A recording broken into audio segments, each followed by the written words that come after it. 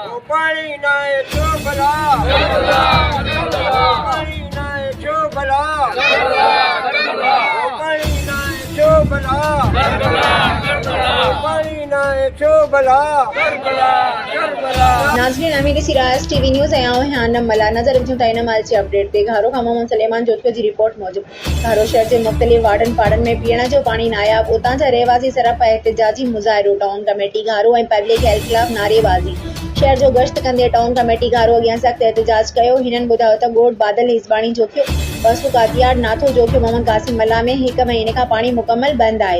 एक तरफ रमज़ान जो महीनो ॿी तरफ गर्मियुनि सबब असीं पानी जे फुड़ लाइ तरसूं पिया। टाउन कमेटी घारो में पब्लिक हेल्थ जी मिली भगत सां पानी जो विकिरो करे फार्मन हाउसन खे ॾिनो वियो आहे।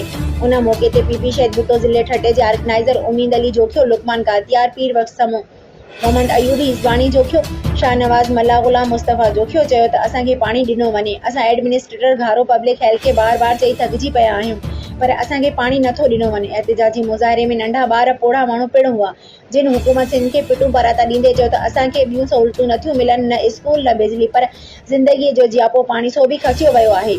हिन वस वारनि खे चितौड़ ॾींदे चयो त असां 2 ॾींहंनि में पानी न मिलियो त असीं हिन खां बि वधीक एहतजाज कंदासीं। चूंडियल नुमाइंदनि में ऑफिसनि अॻियां एहतजाजी मुज़ाहिरो कंदासीं। कराची प्रेस क्लब ताईं पानी जी हासिलात लाइ मुज़ाहिरा कया वेंदा।